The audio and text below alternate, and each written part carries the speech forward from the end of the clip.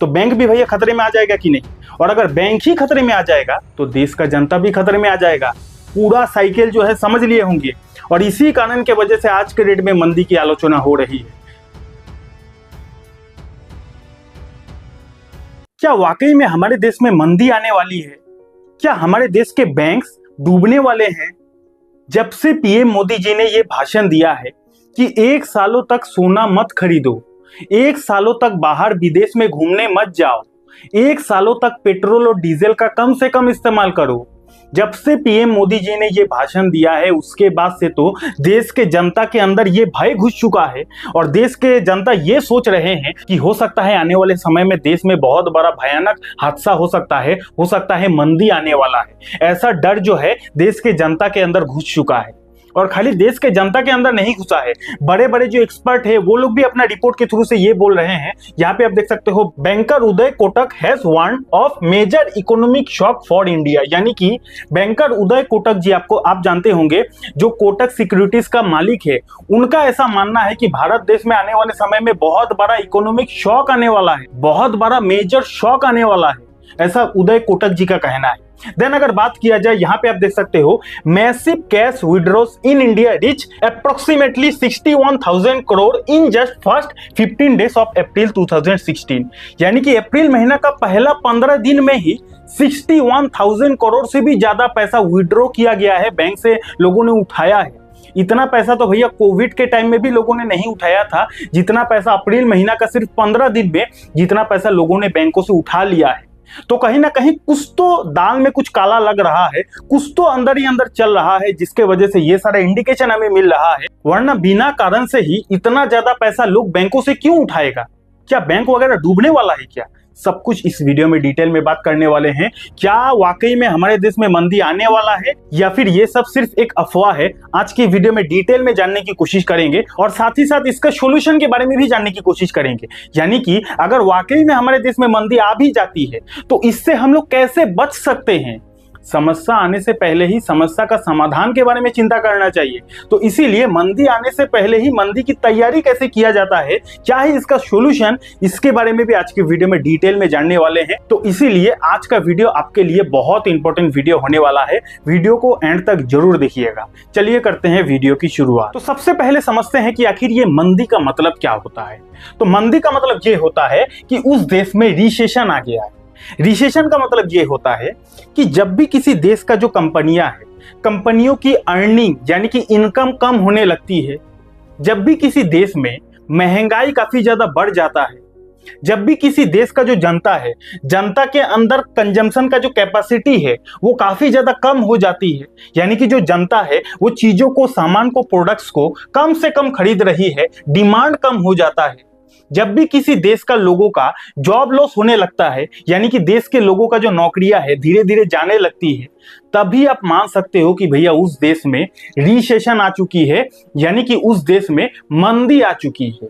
और किसी भी देश में मंदी आना यानी कि आप इसको ऐसे समझ सकते हो कि वो जो देश है धीरे धीरे डाउन की तरफ जा रहा है, यानी कि वो जो देश का ग्रोथ है वो ग्रोथ नहीं बल्कि डी ग्रोथ में वो देश जा रहा है।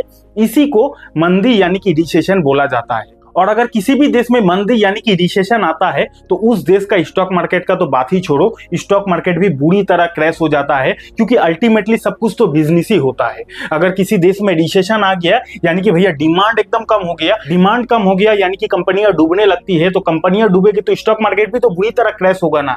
तो इसी को कुल मिलाकर रिसेशन कहा जाता है। यहां तक समझ गए ना? तो यहां तक आपने ये समझ लिया कि भैया रिसेशन यानी कि मंदी का मतलब क्या होता है। अब आपके दिमाग में ये सवाल आया होगा कि सर अचानक से हमारे देश में मंदी की बात क्यों होने लगा? क्या हमारे देश में इतना बुरा परिस्थिति आ गया है कि लोग मंदी की बात कर रहे हैं? तो इसके पीछे का कारण है भैया युद्ध यानी कि वार।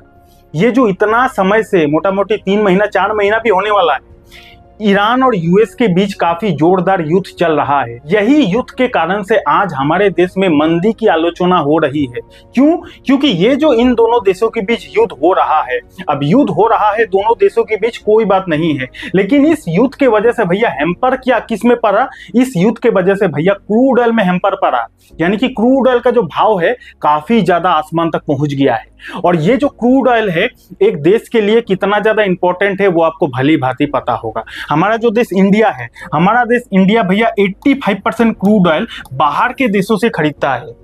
तो जबकि हमारा देश जो है 85% क्रूड ऑयल बाहर के देशों से खरीदता है, और जबकि युद्ध लगने की वजह से क्रूड ऑयल का भाव काफी ज्यादा बढ़ चुका है, तो अब ये जो हमारा देश 85% क्रूड ऑयल बाहर के देशों से खरीद रहा है, काफी ज्यादा हाई रेट देकर खरीद रहा है। अब ज्यादा दाम देकर अगर खरीद रहा है तो देश का जो इकोनॉमी है काफी ज्यादा डिस्टर्ब हो रहा है, देश का जो रुपीस है काफी ज्यादा वीक हो रहा है, देश का जो पैसा है काफी ज्यादा विदेश में जा रहा है, जिसके वजह से हमारे देश का जो मैक्रो इकोनॉमिक्स है काफी ज्यादा डिस्टर्ब हो रहा है। और यही एक कारण है जिस कारण के वजह से महंगाई काफी ज्यादा बढ़ चुकी है। आपने सुना भी होगा कि पेट्रोल और डीजल का दाम दूसरी बार बढ़ चुका है। तो जबकि पेट्रोल और डीजल का दाम बढ़ चुका है, और पेट्रोल और डीजल का दाम बढ़ना यानी कि ट्रांसपोर्टेशन महंगा हो जाना, और ट्रांसपोर्टेशन महंगा हो जाने की वजह से आपके घर का किचन का सामान भी महंगा हो सकता है। जी हाँ, अगर ट्रांसपोर्टेशन यानी कि अगर ये यातायात का रास्ता जो है ये महंगा हो जाती है, तो आपके घर में जो किचन का कोई सामान, अगर सब्जी होगा ना, नमक होगा ना, उसका भी दाम बढ़ जाएगा, क्योंकि सारा चीज तो ट्रांसपोर्टेशन में ही अटका हुआ है। क्रूड ऑयल का भाव बढ़ने की वजह से पेट्रोल और डीजल का भाव बढ़ गया है। पेट्रोल और डीजल का भाव बढ़ गया यानी कि ट्रांसपोर्टेशन, आप एक जगह से दूसरी जगह जाओगे उसका भी भाड़ा बढ़ जाएगा। अब अगर एक जगह से दूसरी जगह जाने से भाड़ा बढ़ गया है, तो कोई भी सामान अगर आपके घर तक पहुंच के आ रही है, चाहे कपड़ा ले लो, चाहे चश्मा ले लो, चाहे सब्जी ले लो, चाहे खाने पीने का कोई भी सामान ले लो, वो सामान जो एक जगह से दूसरी जगह आपके घर पे चल के आ रही है, उसका भी भाव बढ़ रहा है। अब उसका भाव बढ़ने की वजह से देश में महंगाई बढ़ रही है। महंगाई बढ़ने की वजह से क्या हो रहा है कि भैया देश में डिमांड कम हो रहा है। अब डिमांड कम होने की वजह से कंपनियां का जो अर्निंग है वो कम हो रहा है। अब कंपनियों का अर्निंग कम होने की वजह से कंपनियां क्या कर रही है कि एम्प्लॉय को निकाल रही है। देख रहे हो ना कनेक्शन कहां से कहां तक आ रहा है, कहां यहां पे तेल का दाम बढ़ा, और इसका जो इंपैक्ट है हमारे देश में भी आ चुकी है। तो चीजों का, सामान का दाम बढ़ने की वजह से डिमांड कम हो रहा है। डिमांड कम हो जाने की वजह से कंपनियों का कमाई कम हो गई है। कंपनियों का कमाई कम हो जाने की वजह से कंपनियां क्या कर रही है कि भैया धीरे धीरे एम्प्लॉय को निकालना शुरू कर रहा है। अब अगर एम्प्लॉय लोगों का नौकरी इसी तरीके से जाते रहेगा, उसमें से कितना सारा ऐसा भी एम्प्लॉय होगा जिन लोगों ने लोन लिया होगा बैंकों से। अब अगर बैंकों से लोन लिया होगा तो उन एम्प्लॉय को बैंकों का जो लोन है चुकाना भी तो पड़ेगा। अब अगर उन एम्प्लॉय का नौकरी ही चला जाएगा तो वो बेचारा एम्प्लॉय बैंक को लोन अपना कैसे चुकाएगा। अब अगर बैंक को एम्प्लॉय लोन नहीं चुकाएगा तो बैंक भी भैया खतरे में आ जाएगा कि नहीं, और अगर बैंक ही खतरे में आ जाएगा तो देश का जनता भी खतरे में आ जाएगा। पूरा साइकिल जो है समझ लिए होंगे, और इसी कारण के वजह से आज के डेट में मंदी की आलोचना हो रही है। अब यहाँ पे मेन सवाल पर आते हैं कि क्या हमारे देश में मंदी आने वाली है या फिर नहीं आने वाली है। तो इसका देखो, मैं कोई बहुत बड़ा एक्सपर्ट नहीं हूं, लेकिन इतना जरूर बोल सकता हूं कि जो सिचुएशन फिलहाल चल रहा है, वार कभी सुनने को मिलता है रुक गया, फिर सुनने को मिलता है नहीं रुका, लेकिन वार रुके ना रुके क्रूड ऑयल का भाव तो बढ़ते जा रहा है ना। तो जब तक क्रूड ऑयल का भाव बढ़ते जाएगा, और ये अगर और भी कुछ दिन लंबा चलता है, तो देश का परिस्थिति वाकई में खराब हो सकती है। क्योंकि पीएम मोदी जी अगर ये बात बोल सकते हैं कि 1 सालों तक सोना मत खरीदो, ये बात उन्होंने मजाक में नहीं बोला है, यूं ही नहीं बोला है। देश का परिस्थिति अंदर से वाकई में खराब होते जा रही है, क्योंकि ये जो वार है 3 महीना 4 महीना हो गया, और 85% क्रूड ऑयल हम लोगों को बाहर से लाना पड़ता है। तो वाकई में देश का अंदर से परिस्थिति धीरे धीरे खराब होते जा रही है, जिसके वजह से ही तो पीएम मोदी जी को इतना बड़ा बात बोलना पड़ा। अब वो डायरेक्ट आकर थोड़ी ना बोलेंगे कि मंदी आने वाली है, लेकिन अगर बोल देते तो उनको भी पता है कि स्टॉक मार्केट बुरी तरीके से क्रैश हो भी सकता था। तो खैर, मैं आपको डरा नहीं रहा हूं, लेकिन परिस्थिति भैया अनुकूल तो नहीं है, परिस्थिति अच्छा नहीं है, इतना आप मान सकते हो, क्योंकि वार अभी भी चल रहा है। और जब तक वार चलेगा भैया क्रूड ऑयल भागते रहेगा, और जितना ज्यादा क्रूड ऑयल भागेगा, पूरा साइकिल मैंने आपको समझा दिया कि किस तरीके से हमारे देश में हैम्पर पड़ रहा है। एक तरफ डिमांड कम हो रहा है, एक तरफ महंगाई बढ़ रहा है, एक तरफ कंपनियों का अर्निंग ग्रोथ कम होते जा रही है। फिर क्या हो रहा है कि कंपनी अपने एम्प्लॉय को निकाल रही है। अब एम्प्लॉय अगर लोन वगैरह लिया है तो लोन भी बैंकों को डिफॉल्ट करना पड़ रहा है। तो हर तरफ से देश जो है धीरे धीरे संकट की तरफ आगे बढ़ रहा है। तो इंटरनल कंडीशन देश का बिल्कुल भी आज के डेट में सही नहीं है। तो जितना जल्दी, इसका सॉल्यूशन क्या है, जितना जल्दी ये जो वार है रुक जाए उतना देश के लिए अच्छा है। और जितना लंबा ये वार चलेगा उतना ज्यादा आप मान सकते हो कि हम लोग मंदी की ओर धीरे धीरे शिफ्ट हो सकते हैं। अभी तक मंदी आया नहीं है, उतना भी बुरा परिस्थिति आया नहीं है, लेकिन अगर ये वार और भी 2 से 3 महीना कंटिन्यू चलता है, क्रूड ऑयल का भाव अगर और भी 2 से 3 महीना बढ़ते जाता है, तो कहीं ना कहीं हो सकता है मे बी कि हमारे भी देश में मंदी आ जाए। यहां तक समझ गए? मैंने आपको डराया नहीं है, जो लॉजिकल बात है वही मैंने आपको समझाया है। और एक और संकट की बात यह है कि हमारे देश का जो रुपये का वैल्यू है रिकॉर्ड भैया तोड़ रहा है, 96 को भी क्रॉस कर दिया है। देख रहे हो ना, ये दूसरे तरफ से भी हम लोगों का मार हो रहा है, क्योंकि जितना ज्यादा रुपीस का वैल्यू डॉलर के कंपेयर में बढ़ेगा उतना ज्यादा तो नुकसान है, क्योंकि हम लोग तो बाहर के देशों से डॉलर में खरीदते हैं।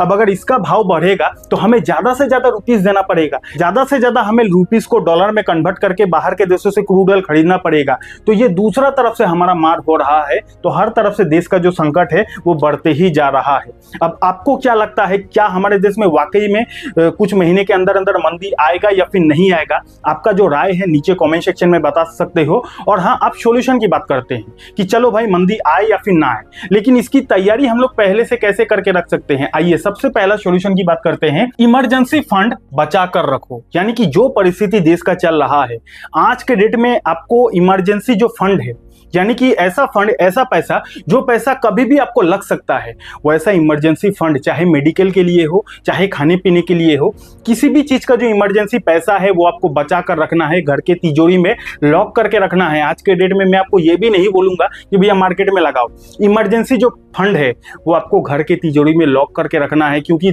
कहा नहीं जा सकता है कब देश में मंदी आ जाए, और अगर ऐसा आता है तो वही इमरजेंसी फंड को यूज करके आप कुछ दिन और भी सर्वाइव कर सकते हो। तो इसीलिए सबसे इंपॉर्टेंट क्या है, इमरजेंसी फंड। अब आप में से काफी सारे लोगों का ये सवाल आएगा कि सर इमरजेंसी फंड मतलब कितना पैसा?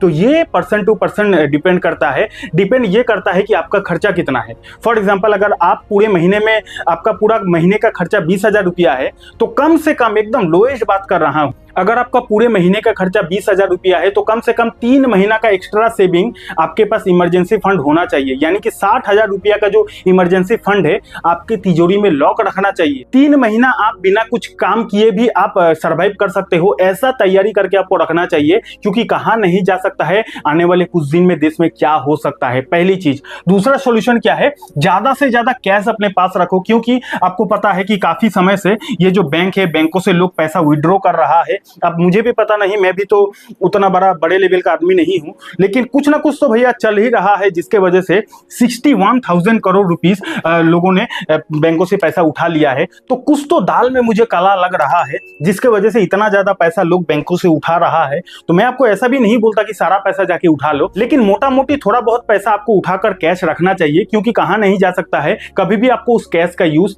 पड़ सकता है। ठीक है ना? तो ये दूसरा सॉल्यूशन है, फिजूल खर्च बंद कर दो। ये सबसे इंपॉर्टेंट है, इसको मैं स्टार मार्क दे देता हूं। फिजूल खर्च आज के डेट में आपको नहीं करना है, कम से कम 1 साल फिजूल खर्चा नहीं करना है। अगर इतना दिन आप हर दिन मोमोज खाते थे, तो हर दिन के जगह आज के डेट में हफ्ते में, वीक में 1 दिन खाओ। इतना दिन अगर आप हर हफ्ते मूवी देखने जाते थे, तो आज के डेट में आप महीने में 1 दिन जाओ मूवी देखने। ठीक है ना? तो फिजूल खर्चा जो है भैया कम कर दो, क्योंकि बहुत बुरा परिस्थिति आ सकता है, आया नहीं है। हो सकता है कि वार वगैरह रुक जाए, क्रूड ऑयल का भाव क्रैश हो जाए, फिर सब कुछ नॉर्मल हो जाए, ऐसा भी हो सकता है। लेकिन हमें बुरे से बुरे समय का तैयारी पहले से करके रखना चाहिए।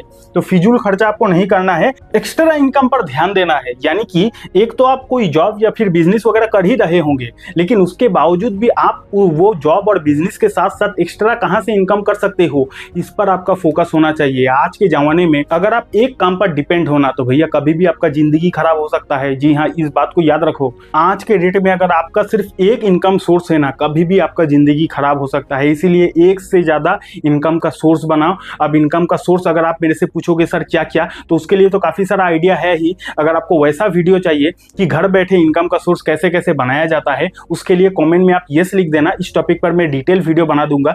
फिलहाल के लिए मैं इतना बोलूंगा कि शेयर बाजार में स्विंग ट्रेडिंग एक ट्रेडिंग होता है, जो ट्रेडिंग सबसे आसान ट्रेडिंग होता है, जो ट्रेडिंग को सीखने के लिए भी आपको उतना ज्यादा भी समय नहीं देना पड़ता है। तो स्विंग ट्रेडिंग को मेरे से आसान भाषा में डिटेल में सीखना चाहते हो, तो आप यहाँ पे क्लिक करके इस वीडियो को देख सकते हो। स्विंग ट्रेडिंग में मास्टरी हासिल कर लो, उसके बाद घर बैठे भी आप थोड़ा बहुत पॉकेट खर्चा निकाल सकते हो, लेकिन उसके लिए आपको सीखना पड़ेगा। तो यहाँ पे क्लिक करके इस वीडियो को देख सकते हो। और हाँ, डीमेट अकाउंट नहीं है, डीमेट अकाउंट का लिंक आपको हमारे वीडियो के डिस्क्रिप्शन पर मिल जाएगा।